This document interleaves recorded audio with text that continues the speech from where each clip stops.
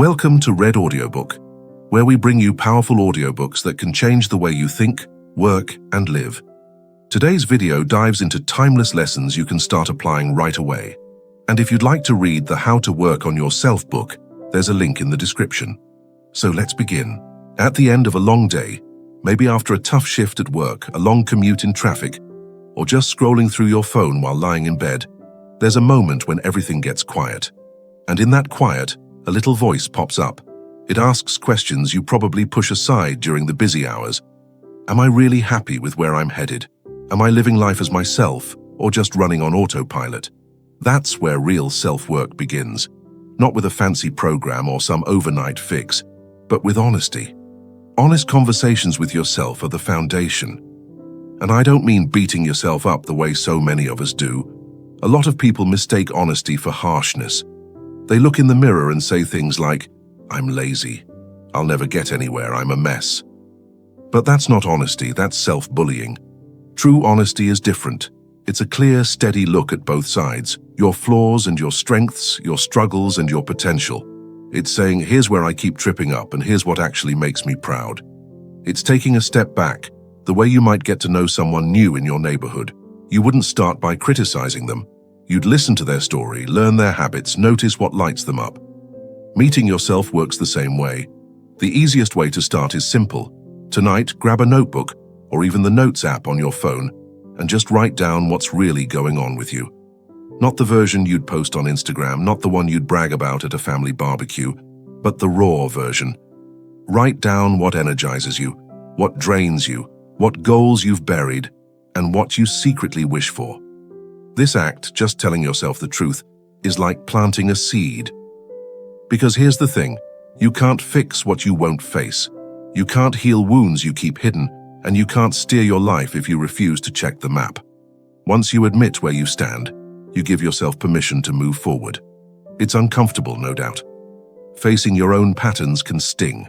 The same way cleaning out a messy garage feels overwhelming at first.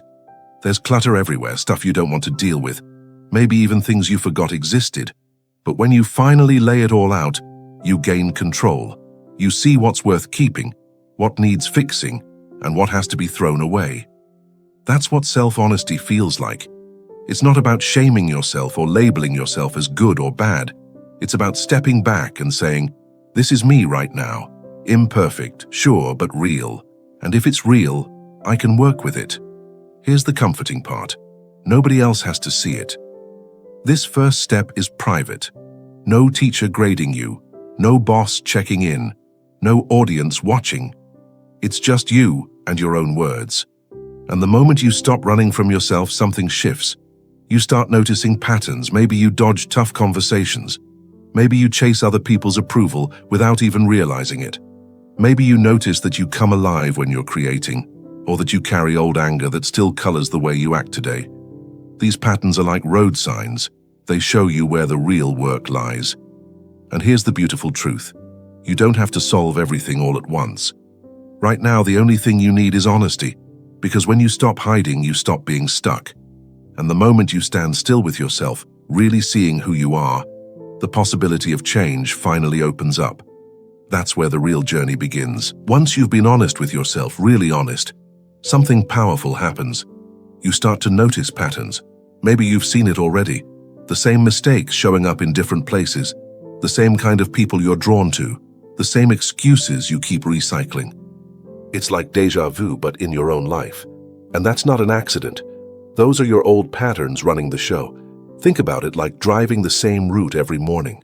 You hop in your car, maybe grab a coffee on the way, and your brain switches to autopilot. You barely notice the turns because you've done it so many times. Patterns in your life work the same way. You fall into routines, not just with your schedule, but with your thoughts, your reactions, your relationships. Some of those patterns help you, like brushing your teeth or paying your bills on time, but others, they quietly hold you back, keeping you stuck in the same loop. So how do you break them? The first step is noticing them without sugarcoating. Maybe your pattern is avoiding hard conversations at work. Maybe it's overspending every time you're stressed. Maybe it's jumping into relationships too fast, or quitting projects halfway through.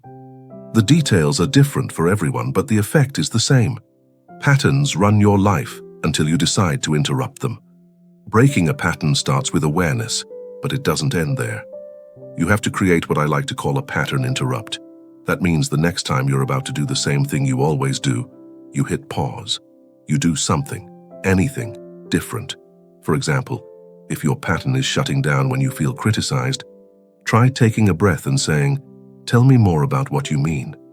If your pattern is reaching for junk food when you're stressed, replace it with a quick walk, even just around the block. It doesn't have to be perfect, it just has to be different. Here's the trick. Your brain loves efficiency. It wants to do what's easy, what's familiar. That's why patterns feel so automatic. But when you deliberately change your response, even in a small way, you teach your brain a new path. It's like walking a fresh trail through the woods. The first time is hard. The second time is easier. And the more you walk it, the clearer it becomes. But don't expect perfection right out of the gate.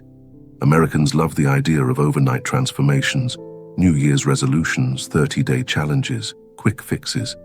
But real growth doesn't work like that. You don't flip a switch and suddenly erase years of habits. You chip away one choice at a time. Some days you'll crush it, and other days you'll slip back into old ways. That's okay. What matters is catching yourself and trying again. Another way to break patterns is to look at what triggers them. Think about your environment. Do you always snack late at night because the pantry is full of chips and cookies? Do you always procrastinate because your desk is cluttered and your phone keeps buzzing with notifications? Small changes in your surroundings can make a huge difference. Clear the clutter, set boundaries, rearrange your space so it supports the version of you you're trying to build. And don't underestimate the power of people in shaping your patterns. If you're surrounded by friends who complain constantly, you'll likely join in without thinking. If your coworkers treat gossip as a sport, you'll get pulled into it. But if you spend time with people who push themselves, who are focused on growth, who don't let excuses slide, their patterns start to rub off on you. That's why choosing who you let into your circle matters more than most people realize. Breaking old patterns is tough because they feel safe. They're familiar even if they're harmful. That's why so many people stay stuck. They'd rather be comfortable in a cycle they know than uncomfortable in a future they don't. But here's the truth. The longer you repeat an old pattern, the deeper the rut gets. The only way out is to take that first uncomfortable step. And remember, you don't have to overhaul everything at once. Start small. Interrupt one pattern. Prove to yourself that change is possible. That little victory will give you the confidence to tackle the next one and the next, until you've built a life that feels intentional instead of automatic.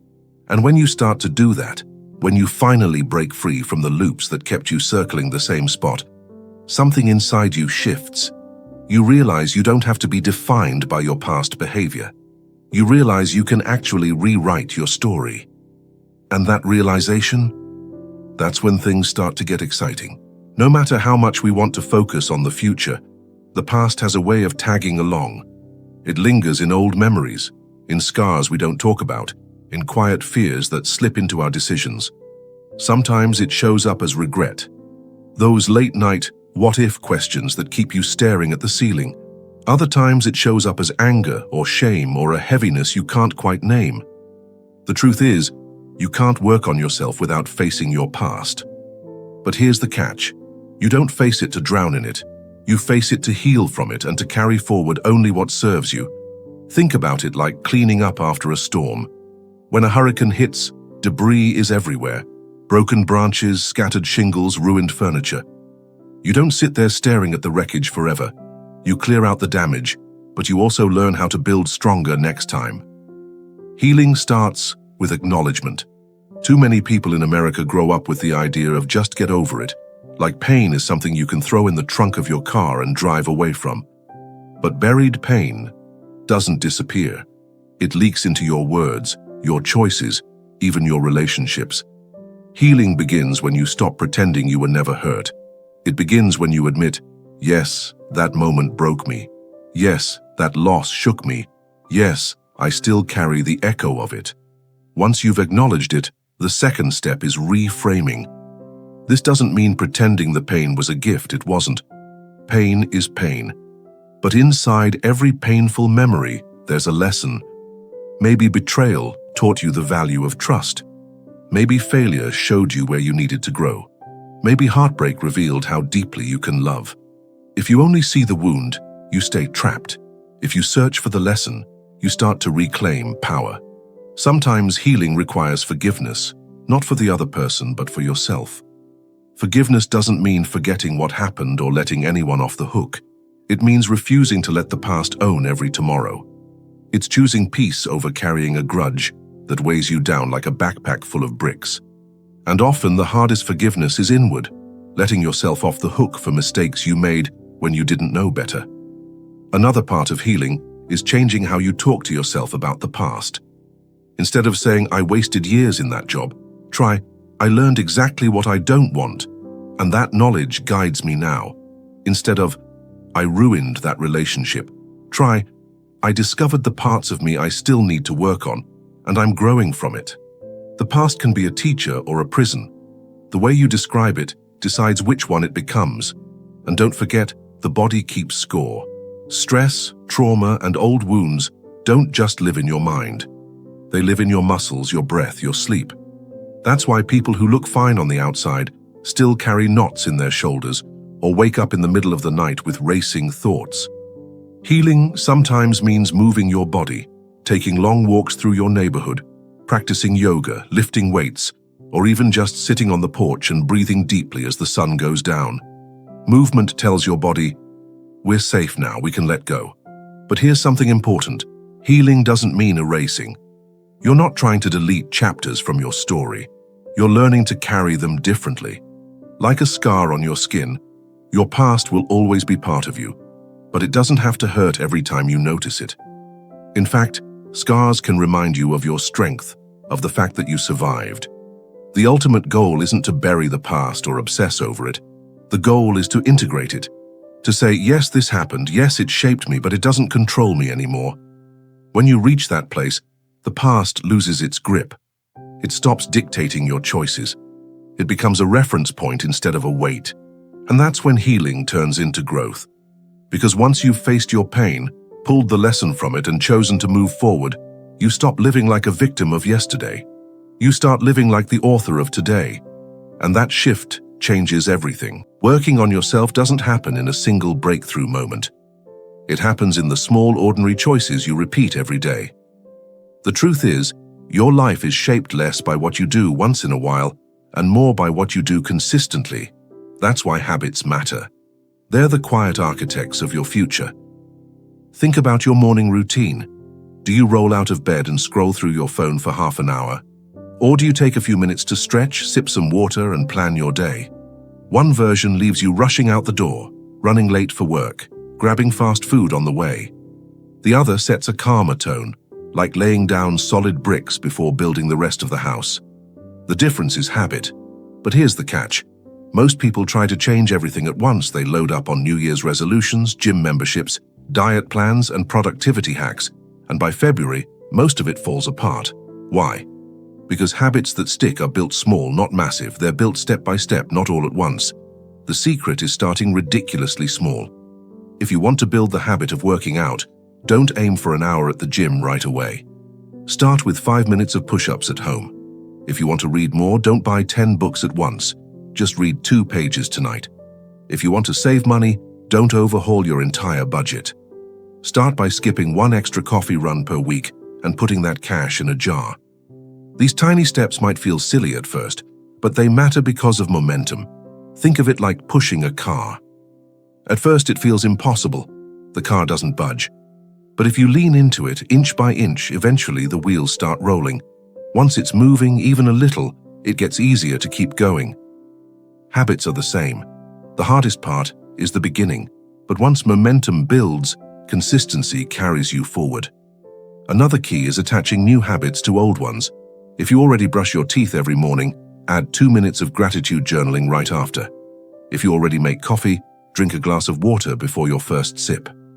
These little habit hooks make new routines easier because your brain links them to something familiar. And here's something most people overlook. Habits stick best when they're tied to identity, not just outcomes. If your goal is "I want to run a marathon," you might give up when training feels hard. But if your identity shifts to, I am a runner, every jog, even a short one, reinforces that belief. If your goal is, I want to save money, you might quit after one slip-up. But if your identity shifts to, I'm the kind of person who manages money wisely, even small savings build pride. Identity gives habits staying power. But let's be real, motivation will fade. Nobody feels excited every day. There will be mornings you'd rather hit snooze, nights you'd rather binge watch than cook a healthy meal, afternoons when stress makes you want to splurge. That's normal. The key isn't to rely on motivation, it's to rely on systems. Systems are the structures that carry you when your mood doesn't. A system could be laying out your workout clothes before bed, meal prepping on Sundays, or using apps that track your progress. Systems make good choices easier and bad choices harder. Don't underestimate the power of environment either. If your pantry is full of soda and chips, eating healthy will feel like a fight every night. If your desk is buried in clutter, getting work done will feel like climbing a mountain. Set up your environment so that your habits are supported, not sabotaged. Keep fruit on the counter, keep water at your desk, and clear away distractions when it's time to focus. And remember, habits don't have to be perfect to be powerful. Missing one day doesn't erase the progress you've made. The danger isn't slipping, it's quitting. Cut yourself some slack, then get back on track. Progress is built on persistence, not perfection. When your habits align with the person you want to become, change doesn't feel like a grind. It feels natural, like brushing your teeth, like driving to work, like tying your shoes. You do it without debate. That's when you know the habit has stuck. And when the small things become second nature, the big changes stop feeling impossible. Because your habits, quietly and steadily, are carrying you toward the life you're building. If habits are the bricks of self-growth, then self-discipline is the cement that holds them together. Without discipline, even the best intentions collapse. You might start strong, but when life gets tough, when you're tired, stressed, or tempted, discipline is what keeps you moving forward. But let's clear something up right away. Discipline isn't about living a miserable life, never having fun, or pushing yourself until you burn out. Real discipline is freedom. It's the ability to control your choices so your life isn't controlled by cravings, moods, or the chaos of the moment. Discipline means you're in the driver's seat, not your impulses. Think about money for a second. If you spend every dollar the moment it hits your account, you feel free for a minute. But then the bills come due and suddenly you're stressed, broke, and scrambling. That's not freedom. On the other hand, when you save, budget, and tell your money where to go, you actually gain freedom. You can take a vacation without maxing out a credit card. You can handle emergencies without panic. That's what discipline feels like in every area of life. It's short-term control for long-term peace. The tricky part is, discipline rarely feels good in the moment. Waking up early when you want to sleep in. Saying no to dessert when everyone else is grabbing pie. Closing Netflix when the next episode button is glowing at you. Discipline feels uncomfortable up front, but the reward comes later. More energy, better health, sharper focus, stronger confidence. So how do you build it? The first step is understanding that discipline is like a muscle. If you've never worked out before, you can't walk into the gym and deadlift 300 pounds, but if you start with smaller weights, your strength grows. Discipline is the same. You start with little commitments, and over time your willpower gets stronger. For example, make your bed every morning. It sounds trivial, but it trains your brain. I finish what I start. Or commit to drinking 1 extra glass of water daily. Or put your phone in another room while you eat. These small wins build the mental muscle you'll need for bigger challenges. Another key is to create rules for yourself. Not rigid ones that make life miserable, but simple ones that cut out decision fatigue. For instance, you might set a rule, I don't hit snooze more than once, or I work out on Mondays, Wednesdays, and Fridays no matter what. Rules reduce the number of choices you have to make, which saves willpower for moments that matter. But here's the reality, discipline will always meet resistance. Your brain loves comfort. It craves the easy way out. That's why the most successful people aren't the ones who feel motivated all the time. They're the ones who keep going even when motivation disappears. They've trained themselves to act according to values, not moods. One powerful trick is to focus on your why. Discipline without purpose feels like punishment. But when you connect every hard choice to something bigger, it turns into fuel. You're not just skipping fast food, you're fueling your body so you can live longer and play with your kids. You're not just staying late to finish a project, you're building a reputation that could open doors to a career you've always dreamed of. Purpose transforms discipline from a chore into an investment. And don't underestimate accountability. It's easier to skip a workout when no one knows.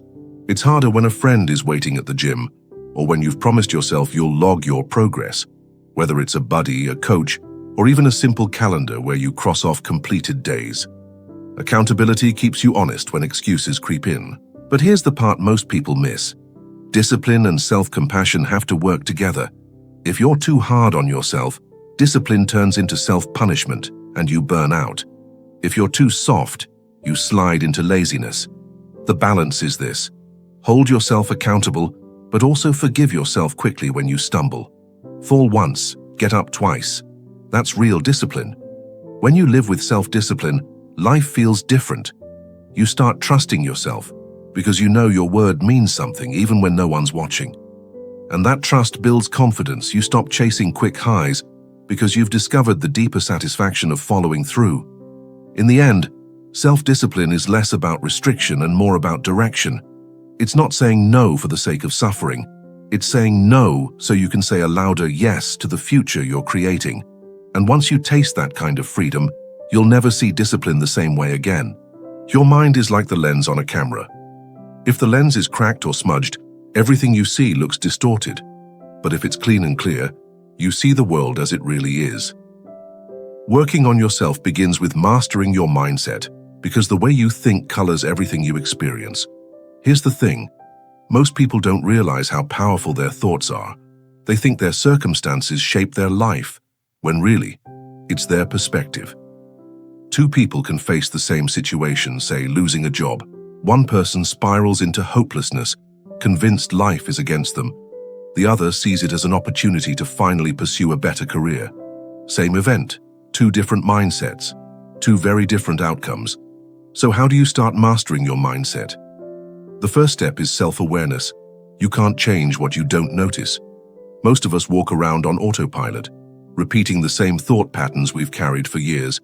Pay attention to the voice in your head. Is it encouraging you or tearing you down? Is it focused on problems or solutions? Is it telling you life is happening to you or life is happening for you? One powerful exercise is reframing. Reframing doesn't mean ignoring reality. It means choosing a more empowering way to interpret it. For example, instead of saying, "I failed, I'm not good enough," you could say, "I learned what doesn't work and I'm one step closer to figuring it out." Instead of thinking, "This is happening to punish me," you can shift to, "This is happening to prepare me." That small shift changes your entire energy. But mindset isn't just about positive thinking. It's about flexible thinking. Life will throw curveballs. Things won't always go according to plan. If your mind is rigid, every challenge will feel like a dead end. But if your mindset is flexible, challenges become detours, not roadblocks. Flexible thinking sounds like, okay, this door closed, but maybe there's a side door or even a better door down the hall. That flexibility keeps you moving instead of stuck. Another key is gratitude. It sounds cliché, but it's one of the fastest ways to reset your mindset. When you pause to notice what's good, even in tough times, you train your brain to see abundance instead of lack. Americans especially tend to live in a fast, consumer-driven culture, always chasing the next upgrade, the bigger house, the newer car. Gratitude interrupts that cycle. It reminds you that joy isn't in what you don't have. It's in appreciating what's already here. Mindset also shapes how you see yourself. If you constantly tell yourself, "I'm lazy, I'm unlucky, I'll never change," your brain starts believing it, and your actions follow. But if you tell yourself, "I'm capable, I'm learning, I'm growing," your brain looks for evidence to prove it true. That's not magic. It's psychology. Your mind filters reality to match your beliefs. Feed it empowering ones. Of course, negativity will creep in. That's normal. The goal isn't to eliminate negative thoughts, it's to challenge them, Treat them like a courtroom case. If your mind says, "You'll never succeed," cross-examine it. Ask, "Is that really true? What evidence do I have? Haven't I succeeded before, even in small ways?" Suddenly, the thought loses its power. Here's another powerful trick. Surround yourself with people who lift your mindset. If everyone around you complains, blames, and plays victim, their mindset will rub off on you. But if you spend time with people who focus on growth, solutions, and resilience, you'll naturally start thinking the same way. Your circle shapes your sightline. And let's not forget the role of media. What you feed your mind daily matters.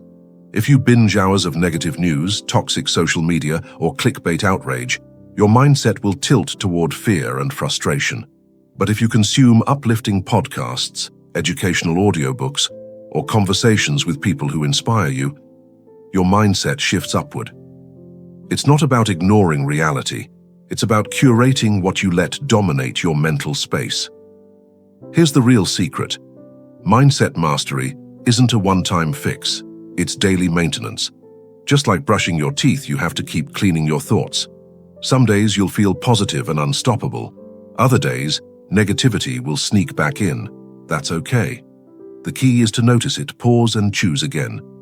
Over time, this practice strengthens your mental resilience. When you master your mindset, you stop being a victim of circumstances. Challenges don't shrink, but you grow larger than them. And with that shift, life opens up. Suddenly, obstacles look like stepping stones and setbacks feel like setups for comebacks. In the end, mindset mastery is about reclaiming your power. You can't control everything that happens to you, but you can control how you respond. And in that choice lies the difference between staying stuck and moving forward. Confidence isn't something you're born with. It's something you build. Think of it like a bank account. Every time you keep a promise to yourself, every time you take action, even when you're nervous, you're making a deposit. Over time, those deposits grow into unshakable belief in yourself.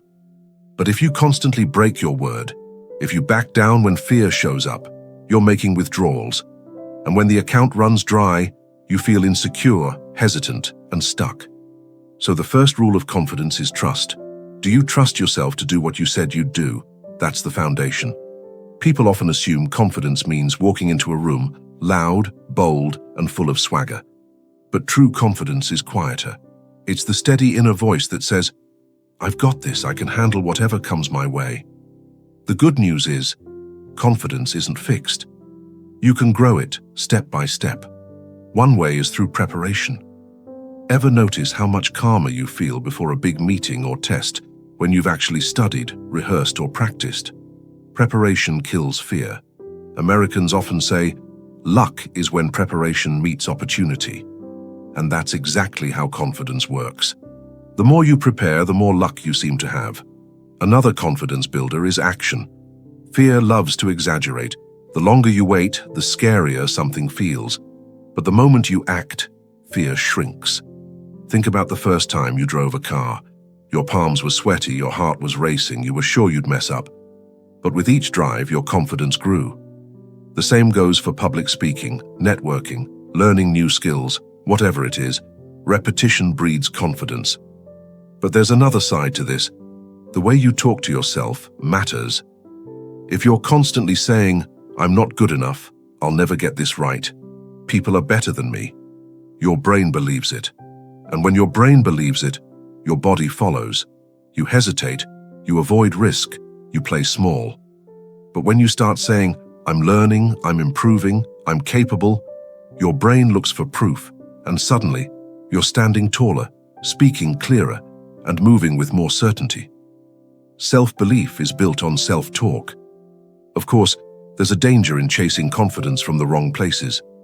Many people rely on outside validation, likes on social media, compliments from friends, recognition at work. That kind of confidence is fragile because the moment approval disappears, so does your self-worth. True confidence is internal. It's not about applause. It's about knowing your value whether anyone notices or not. One powerful way to strengthen belief in yourself is by looking back at your wins. Most people focus on failures, but if you stop and list the things you've overcome, the exams you passed, the jobs you landed, the tough seasons you survived, You'll realize you're stronger than you think. Write them down. Revisit them when doubt creeps in. They're proof that you've been capable before, and you'll be capable again. Confidence also grows through risk-taking, not reckless risk, but healthy risk. Apply for the promotion even if you don't meet every bullet point on the job description. Speak up in the meeting even if your voice shakes. Start the side hustle even if you don't have it all figured out. Every time you stretch beyond your comfort zone, you expand what feels normal. Eventually, the things that once terrified you become part of your everyday life. And let's talk about body language. Your mind and body are connected. If you slouch, avoid eye contact, and shrink into the corner, your brain registers insecurity. But when you stand tall, shoulders back, chin up, your body sends a different message. I belong here. Try it. Before a presentation, take a deep breath, square your stance, and hold your posture.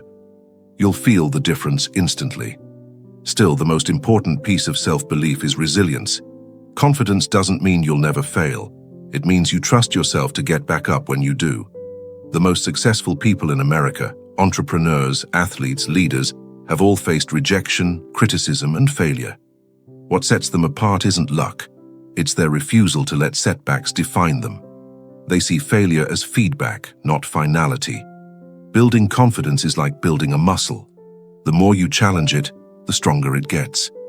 And once you've built it, it becomes a shield. Life will still test you. People will still doubt you.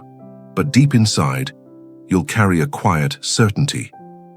I believe in me. And that belief changes everything. When people think about working on themselves, they usually think about skills, knowledge, or physical health.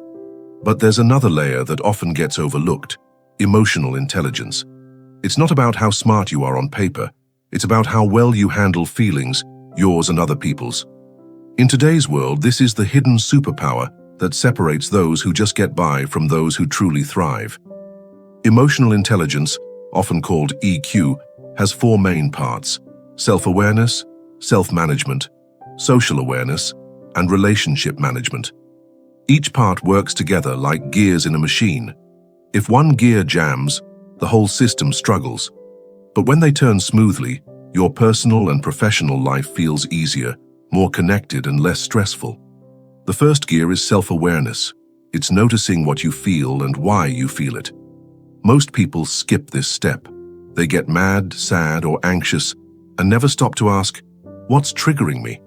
What's underneath this reaction?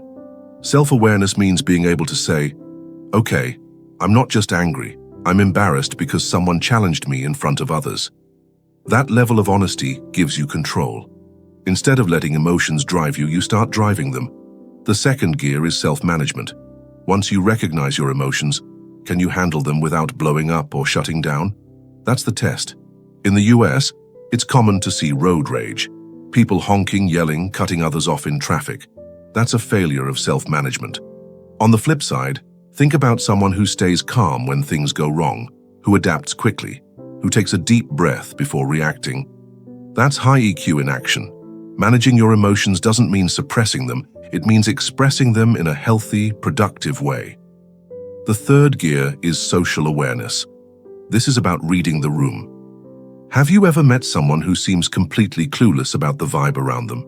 They tell a joke at the wrong time, interrupt constantly, or miss obvious cues. That's low social awareness.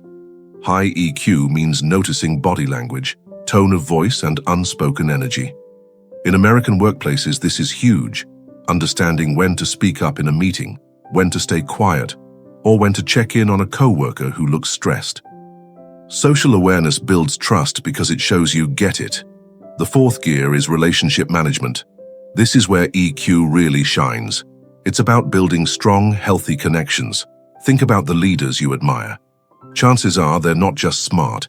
They make you feel heard, respected, and valued. They know how to resolve conflicts without blowing things up. They give feedback in a way that helps, not hurts. In friendships and family life, relationship management means having honest conversations, setting boundaries without guilt, and showing empathy. It's not about being perfect. It's about being present. So how do you strengthen emotional intelligence? Start small. One simple tool is pausing. Before firing off that angry text or snapping at someone, hit pause. Ask yourself, what's really going on here? Is my reaction about them or about me? That pause creates space for better choices. Another tool is labeling your emotions. Research shows that when you put feelings into words, I'm frustrated, I'm nervous, I feel overlooked, the intensity actually decreases. It's like turning down the volume knob. Listening is another powerful practice. Most people listen to reply not to understand. They're already forming their response while the other person is still talking. But high EQ listening means being fully present, making eye contact, and reflecting back what you heard. Phrases like, "It sounds like you're feeling overwhelmed," or, "So what I hear you saying is," show the other person you're tuned in. And when people feel understood, they open up. The beauty of emotional intelligence is that it creates ripple effects. When you manage your own emotions, you stay grounded. When you understand others, you create connection. When you build healthy relationships, opportunities multiply. Studies in America show that people with higher EQ often perform better at work, have stronger marriages, and report greater overall happiness. It's not that life becomes easier, it's that they navigate it with more skill. Here's the kicker. Emotional intelligence isn't taught in most schools. You don't graduate high school with a diploma in self-awareness or relationship skills. That means if you commit to developing your EQ, you immediately stand out. You become the person who stays calm under pressure, the friend who people turn to, the leader who inspires loyalty. That's a superpower worth building. At the end of the day, working on yourself isn't just about climbing ladders or chasing goals. It's about learning to handle the human experience, the ups, the downs, the messy middle. Emotional intelligence doesn't make problems disappear, but it makes you wiser, calmer, and stronger in facing them. And that, more than anything, creates a life that feels steady and meaningful. When most people think about changing their lives, they picture huge transformations, losing 50 pounds, doubling their income, moving to a new city, starting a completely different career. But here's the truth. Lasting change doesn't usually come from giant leaps. It comes from small, consistent habits stacked up over time. Habits are the invisible architecture of your life.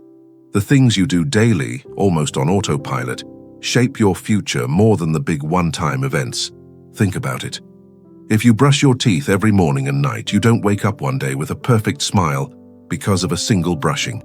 It's the daily repetition, day after day, that keeps your teeth healthy.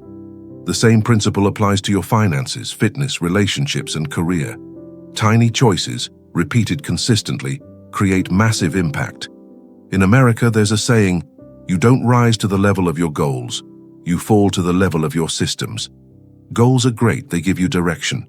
But systems, your daily habits, are what actually get you there.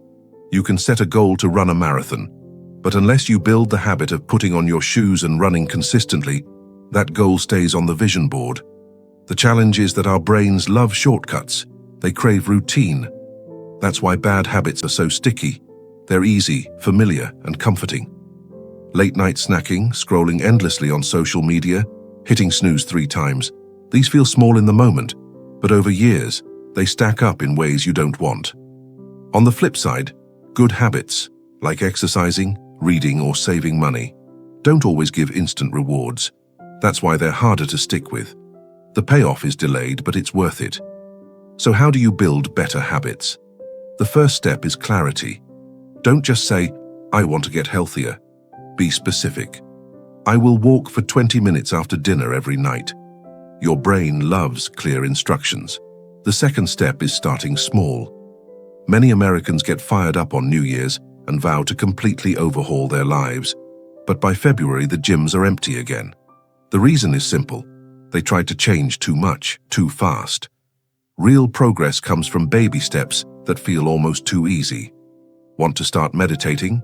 Begin with just 2 minutes. Want to eat better? Add 1 vegetable to your plate. Start so small you can't talk yourself out of it. Another trick is habit stacking. Tie a new habit to an old one. For example, after you pour your morning coffee, take a minute to write down 3 things you're grateful for. After you brush your teeth at night, stretch for 5 minutes. By anchoring the new habit to something you already do, It sticks more easily. Environment also matters. If you want to eat healthier, don't stock your pantry with chips and cookies.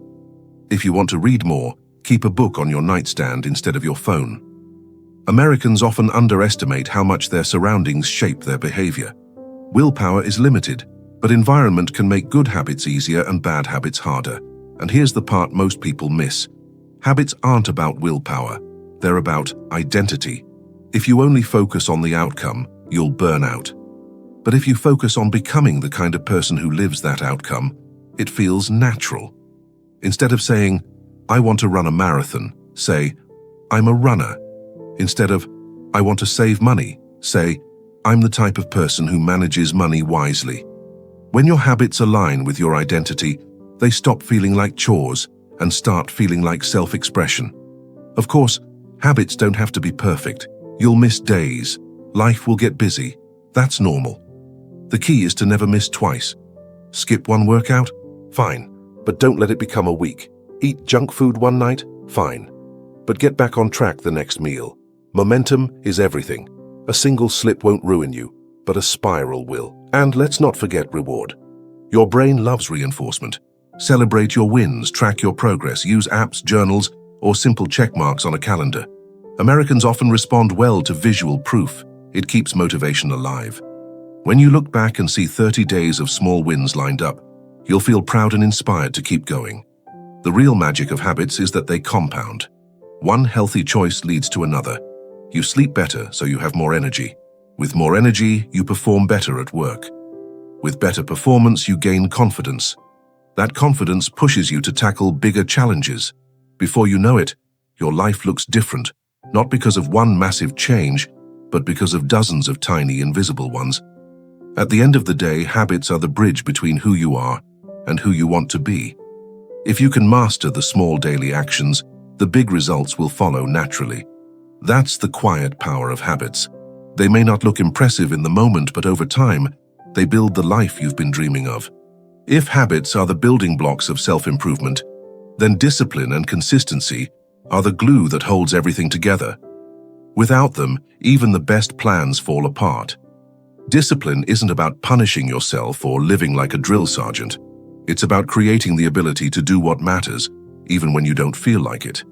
And consistency is about showing up again and again until the actions that once felt hard become second nature. In the US, people love motivation. Posters in gyms shout things like, "No pain, no gain," and motivational speakers tell you to chase your dreams. Motivation feels exciting. It lights a fire in your chest. But here's the problem. Motivation fades. One day you wake up ready to conquer the world, and the next you'd rather stay in bed scrolling TikTok. If you only rely on motivation, you'll stop the moment life gets tough. That's why discipline and consistency are so powerful. They carry you when motivation disappears. Think of discipline like a muscle. At first, it feels weak. You struggle to resist the cookie, to get up early, to finish the project before the deadline. But the more you train it, the stronger it becomes. Just like lifting weights builds physical strength, exercising discipline builds mental strength. Every time you push through discomfort, you're doing a rep for your self-control. And over time, it grows. Consistency, on the other hand, is about frequency.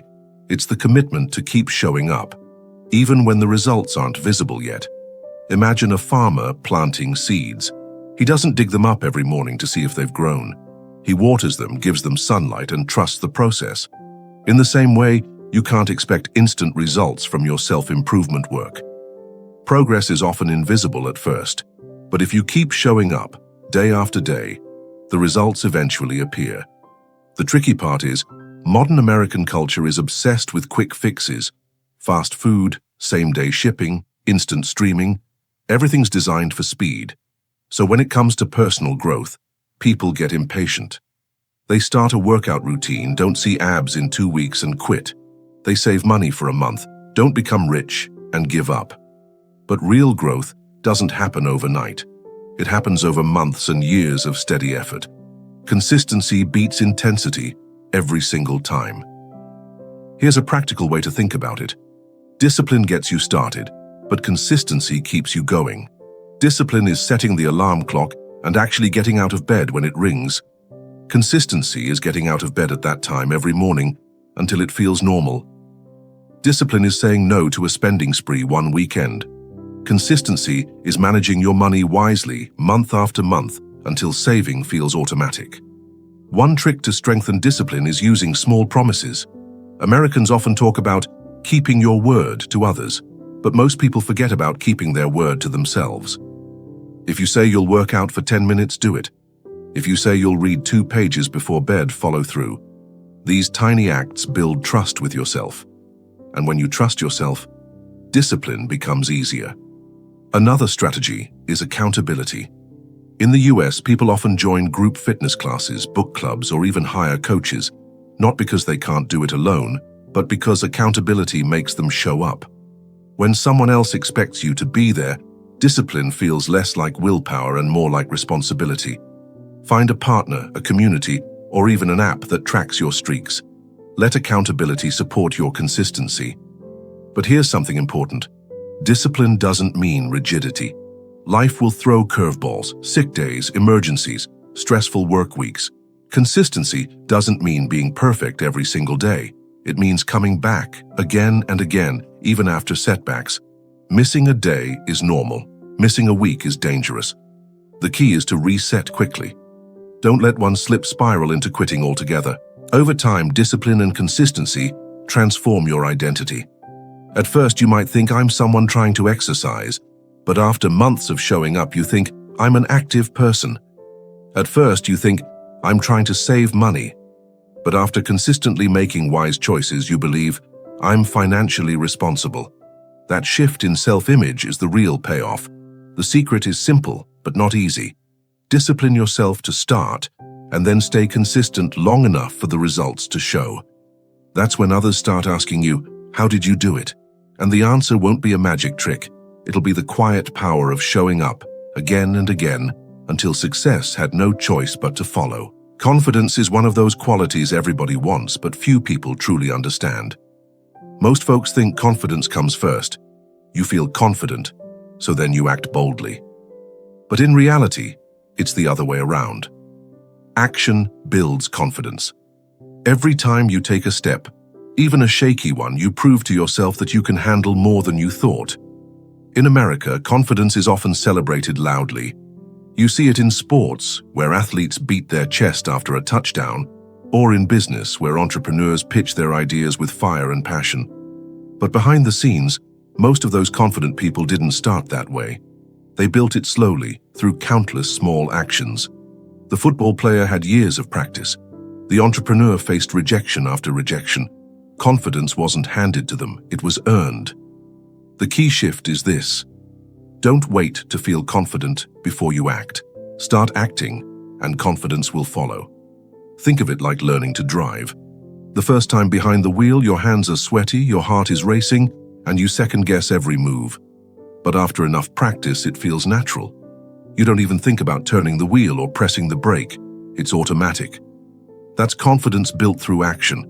The mistake many people make is thinking they have to start big. They want to give a TED talk when they've never even spoken up in a small meeting. They want to run a marathon when they haven't jogged around the block. Big dreams are fine, but confidence grows faster when you take smaller, doable steps. Each success stacks on the last one, like bricks building a solid wall. Here's a simple formula. Courage first, confidence second. Courage is doing something while scared. Confidence is the memory of all the times you were scared, but acted anyway. The more you practice courage, the more confidence you collect. Let's make this practical. Suppose you want to get better at public speaking. Don't wait for an invitation to a big stage. Start by speaking up in a class, a meeting, or even with friends at dinner. Each time you use your voice, you teach yourself, hey, I can do this. Or maybe you want confidence in your fitness. Don't compare yourself to the person deadlifting hundreds of pounds at the gym. Start with lighter weights, celebrate small wins, and notice how your body grows stronger week by week. Another confidence booster is preparation. Americans say, luck favors the prepared. If you study before the test, rehearse before the interview, or practice before the game, your confidence skyrockets. Preparation doesn't eliminate nerves, but it gives you a foundation to stand on. You may still feel butterflies, but now they're flying in formation. There's also the power of body language. The way you carry yourself sends signals to your brain and to others.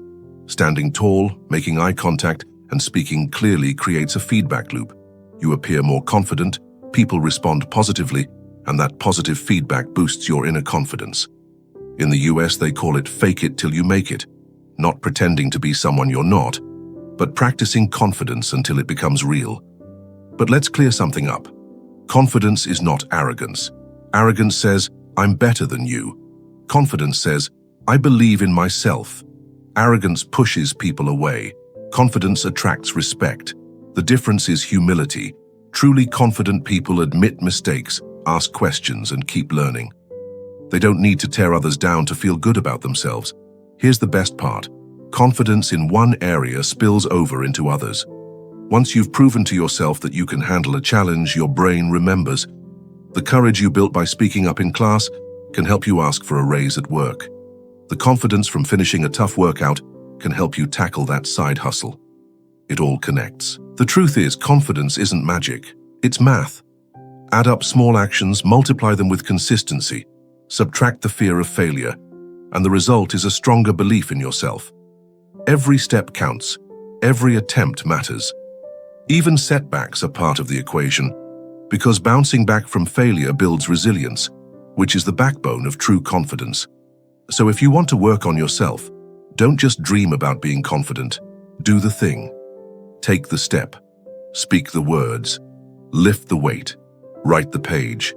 Confidence will meet you on the road, not before you start walking. One of the most underrated ways to work on yourself is to improve how you communicate. Communication isn't just about talking, it's about connecting. It's how you build relationships, express your ideas, and influence the world around you. In fact, strong communication skills can open doors that hard work alone can't. Think about it.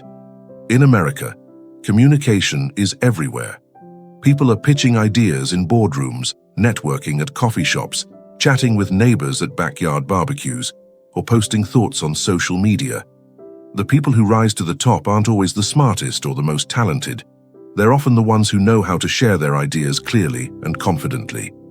Good communication starts with listening. That may sound surprising, but it's true.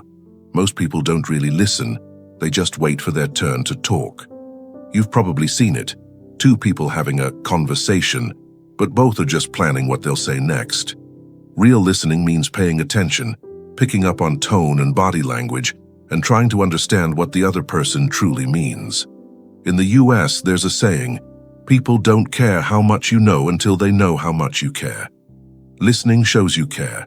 The next step is clarity. Whether you're explaining a project at work or telling a story at dinner, people should walk away understanding your point. That means avoiding unnecessary jargon, rambling, or overcomplicating things. Americans especially value straight talk. They appreciate when someone gets to the point, speaks clearly, and doesn't waste their time. Confidence also plays a role. Your voice, posture, and eye contact all send signals. Speaking too softly can make you seem unsure, while mumbling can make your words disappear. Stand tall, look people in the eye, and project your voice. You don't need to shout, you just need to sound like you believe in what you're saying. Confidence in your delivery makes your message more powerful. But here's the key. Communication isn't just about words, it's about energy. If you're excited about what you're saying, people feel it. If you're bored with your own story, people tune out. In American culture, storytelling is huge. From movies to podcasts to TED Talks, the best communicators use stories to grab attention. If you want to connect deeply, wrap your ideas in stories, share an experience, describe a challenge, or paint a picture. Stories stick when plain facts don't. Another skill is asking questions. Great communicators don't just talk, they draw people out. If you're nervous in a social situation, shift the focus by asking someone about their life. Americans especially love being asked about their hobbies, their work, or even their weekend plans. It makes people feel valued, and it takes pressure off you to carry the whole conversation.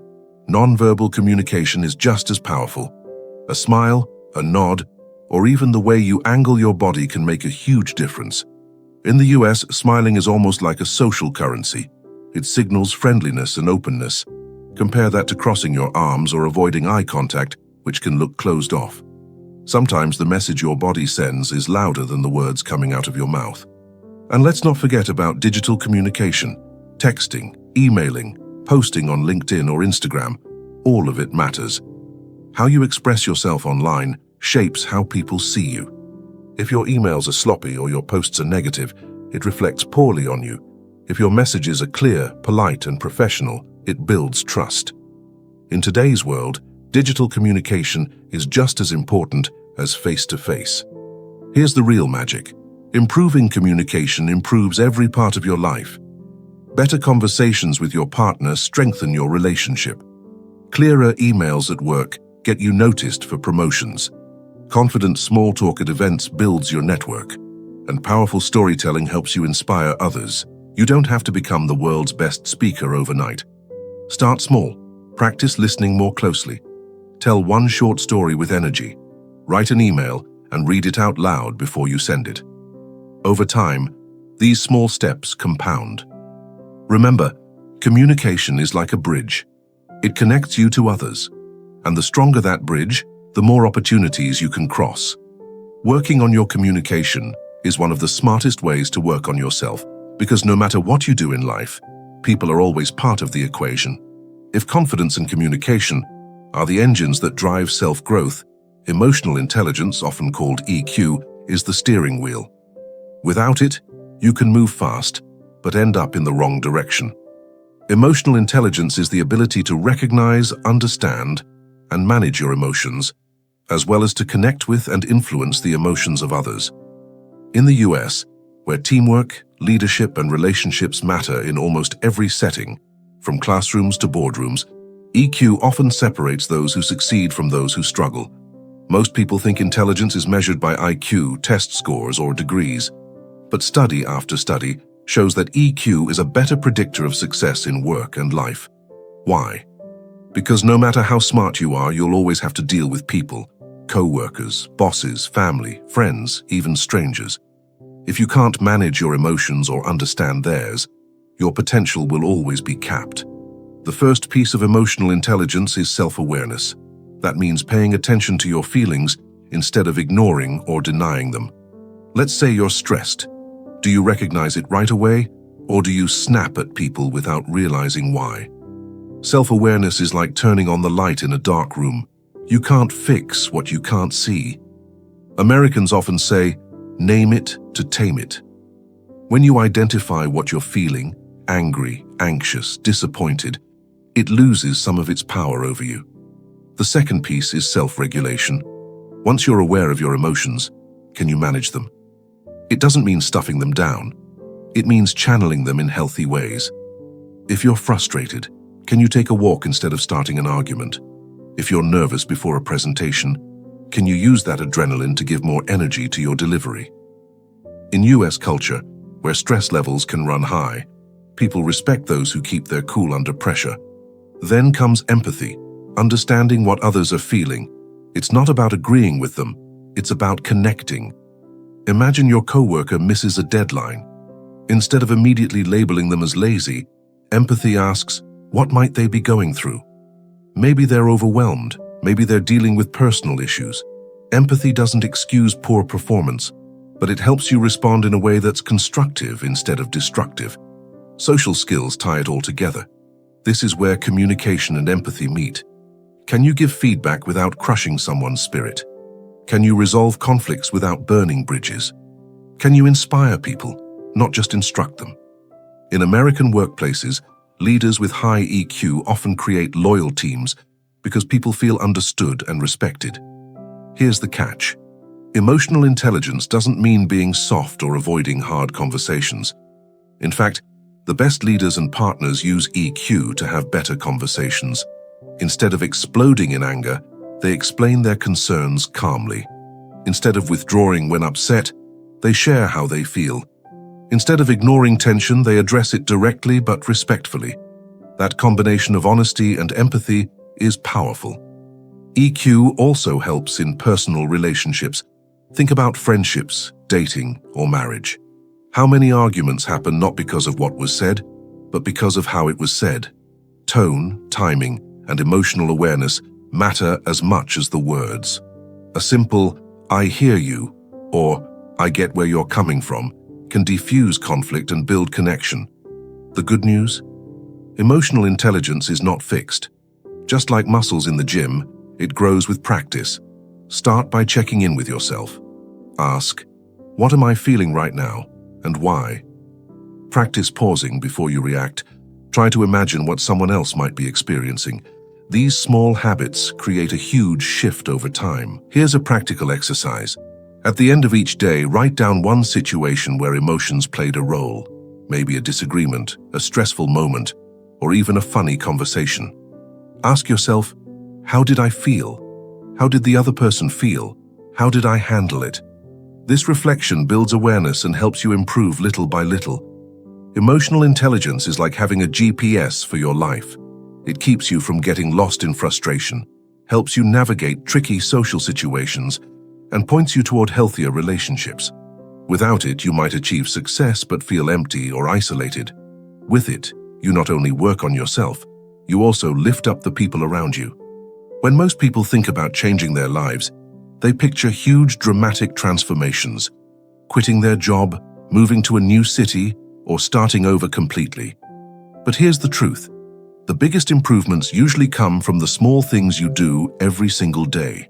That's the power of habits and routines. They're like the hidden software running in the background of your life. Change the code, and you change everything.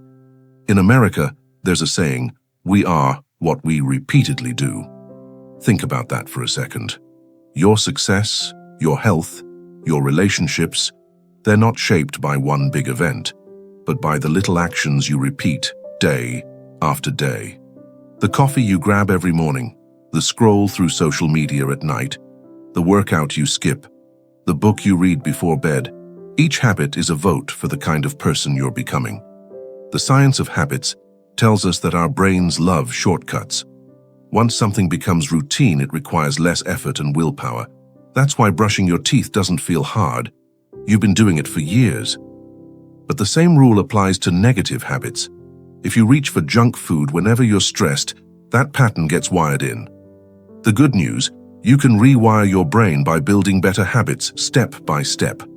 One of the best ways to start is with habit stacking. That means attaching a new habit to something you already do automatically.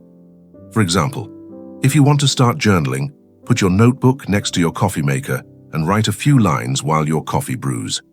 If you want to do push-ups, drop down for 10 after brushing your teeth. By linking the new habit to an old one, it becomes easier to stick. Morning routines are especially powerful. In the US, many high performers, CEOs, athletes, entrepreneurs, swear by their morning rituals.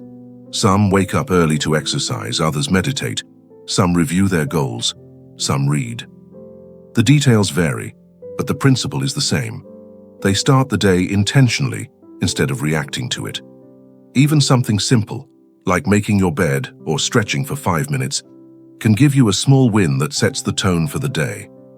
Evening routines matter just as much. If you spend the last hour before bed scrolling TikTok or binge-watching Netflix, your brain stays overstimulated and your sleep suffers. But if you wind down with a book, a gratitude journal, or calming music, you send your body a signal. It's time to rest. And quality sleep is one of the most underrated self-improvement tools. Better sleep means better focus, mood, and energy. Consistency is the secret ingredient. Anyone can go to the gym once. The real growth comes when you show up 3 times a week for months. Anyone can eat a salad for lunch, but doing it regularly builds health that lasts. Americans often use the phrase, "slow and steady wins the race." That's exactly how habits work. Tiny improvements, repeated daily, compound into life-changing results. Here's the tricky part. Bad habits fight back. If you've been doing something for years, it won't disappear overnight. That's why willpower alone isn't enough. You need to design your environment to make good habits easier and bad habits harder. Want to eat healthier? Don't keep chips and soda in your house. Want to read more? Leave a book on your nightstand. Want to stop wasting time online? Move distracting apps off your home screen or set time limits. Your environment shapes your behavior more than motivation does. Tracking habits can also help. In America, a lot of people use apps, journals, or even a simple calendar where they mark an X each day they complete their habit. There's something satisfying about seeing those streaks build up. It gives your brain a little hit of pride and keeps you going.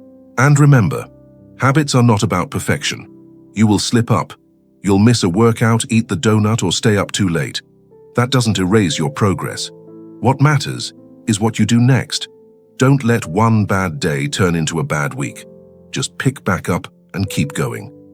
Working on yourself through habits isn't flashy, but it's powerful, because over time, your habits become your identity. If you run regularly, you become a runner.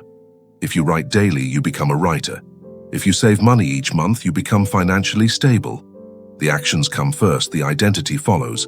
So instead of waiting for the perfect moment to make a massive change, focus on building small, repeatable habits. Your routines shape your days shape your years, and your years shape your life. Working on your habits is working on yourself in the most practical and lasting way possible. Life isn't always easy. Challenges, setbacks, and unexpected changes show up for everyone. The question isn't whether you'll face difficulties, it's how you respond to them. That's where resilience and mental toughness come in. These aren't traits you're born with. They're skills you can develop, like muscles that get stronger each time you use them. Resilience is the ability to bounce back from adversity. It's not about avoiding stress or pretending problems don't exist. It's about facing them, learning from them, and moving forward without getting stuck. Mental toughness is the inner strength that keeps you going when things get hard, even when motivation fades. Together, they form the backbone of personal growth. Americans often admire stories of grit, athletes who train through injuries, entrepreneurs who survive bankruptcy, soldiers who endure intense challenges. The common thread is that they didn't let setbacks define them. Instead, they used every obstacle as a lesson and an opportunity to grow stronger. You can do the same in your life. One of the first steps to building resilience is changing how you perceive failure. Most people see failure as a dead end, but if you reframe it as feedback, it becomes a guide. Every mistake tells you what doesn't work and nudges you toward what will. Thomas Edison famously said he didn't fail thousands of times. He discovered thousands of ways not to make a light bulb. That mindset turns obstacles into stepping stones. Another key is emotional regulation. When life hits hard, your first reaction might be panic, frustration, or anger. But people with mental toughness know how to pause, breathe, and respond instead of react. That pause gives clarity. It allows you to decide, what can I control in this situation? What action will move me forward? Practicing this under small pressures prepares you for bigger challenges. A strong support system also builds resilience.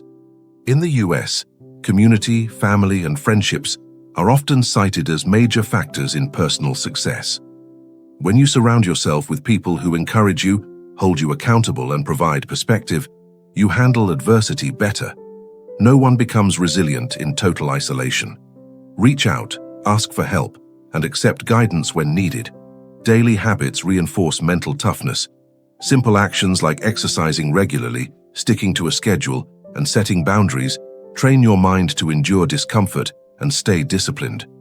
Resilience isn't just about surviving storms. It's about strengthening your foundation so you can stand firm when they hit. Self-talk is another secret weapon. Pay attention to the voice in your head. When you face challenges, replace negative thoughts like, I can't handle this, with empowering ones. I've overcome hard things before and I can do it again. Affirmations aren't magic. They're reminders of your capability. Over time, they rewire your brain to focus on solutions instead of problems.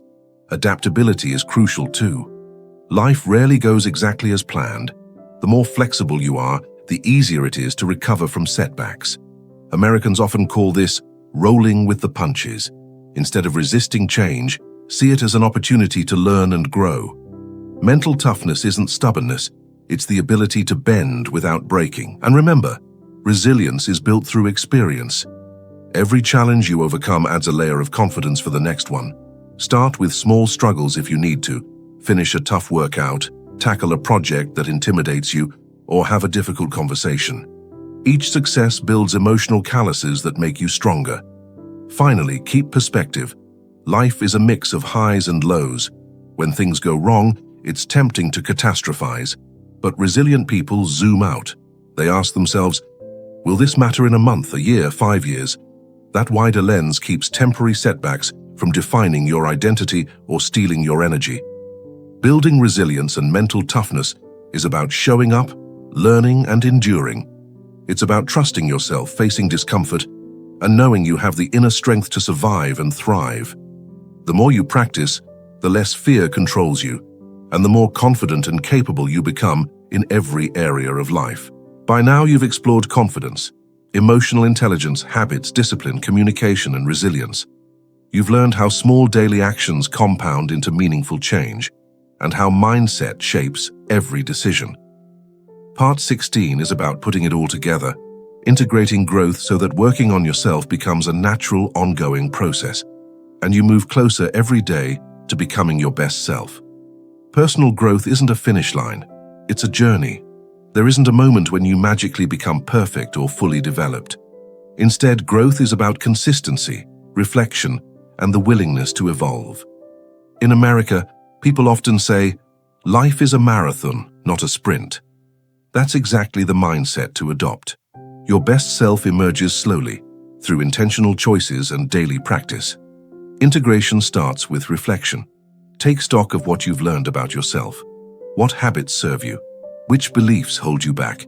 Which patterns of behavior need adjustment? Reflection isn't about judgment, it's about awareness. Journaling, quiet contemplation, or even talking with a trusted friend can help you understand where you are and where you want to go. Next, align your actions with your values. You can read every self-help book, attend workshops, and set goals, but if your actions don't match your core values, growth feels hollow. Ask yourself, what matters most to me? Integrity, health, relationships, creativity, career? When your daily habits reflect your values, every choice reinforces your identity and strengthens your sense of purpose. Consistency remains the backbone of integration. Growth is cumulative. Small wins repeated over months and years become habits that define your character. Showing up, even on tough days, creates momentum. In American culture, this is often framed as stacking small wins. Every action that aligns with your goals builds confidence, competence, and a sense of control over your life. Embrace continuous learning. The world changes fast, and the more you remain curious and open, the better equipped you are to adapt. Read books, listen to podcasts, attend seminars, and engage in conversations that challenge your thinking. Each new perspective adds depth and resilience to your growth. Americans often say, knowledge is power, but the real power comes from applying what you learn. Relationships are a key part of integration. Surround yourself with people who inspire, challenge, and support you. Strong connections accelerate growth because they reflect your progress, provide feedback, and keep you accountable. Share your journey, celebrate wins, and learn from setbacks together. Growth isn't meant to happen in isolation. Mindset matters every step of the way. Adopt a growth mindset, the belief that your abilities, intelligence, and potential are not fixed. Challenges are opportunities, mistakes are lessons, feedback is a gift. When setbacks occur, you respond with curiosity and resilience instead of fear or defeat. This mindset keeps you moving forward, even when progress feels slow. Celebrate progress, not perfection. Too often, people focus on what they haven't achieved yet, which creates frustration and self-doubt. Instead, acknowledge how far you've come. Track your habits, notice improvements in your communication or confidence, and reflect on the ways you've handled challenges better than before. Each step, no matter how small, is evidence of growth. Integration also involves balance. Working on yourself doesn't mean pushing relentlessly without pause. Rest, reflection, and recreation are part of sustainable growth. Balance your ambition with self-care, focus with relaxation, and discipline with flexibility. Life is richer when growth coexists with joy, relationships, and wellness. Finally, take action every day. Integration is meaningless without application. You've built tools, habits, resilience, communication skills, emotional intelligence, and now it's time to use them. Approach each day intentionally, act in alignment with your values, and continue learning. Over time, the combination of knowledge, habits, and mindset forms a strong foundation for your best self. Remember, becoming your best self isn't a destination, it's a lifestyle, a commitment to growth, reflection, and consistent action. The person you are today is the result of choices you've made, and the person you will be tomorrow is shaped by the choices you make now. Work on yourself daily, and over time, the life you dream of becomes the life you live. If this audiobook added value to your night, don't forget to tap that like button. It really helps more people discover the channel. Drop a comment and let me know which part of working on yourself hit home for you today. And if you're new here, make sure you subscribe and hit the bell so you never miss the next chapter of growth. Thanks for listening, thanks for supporting, and I'll catch you in the next one. Take care and keep working on you.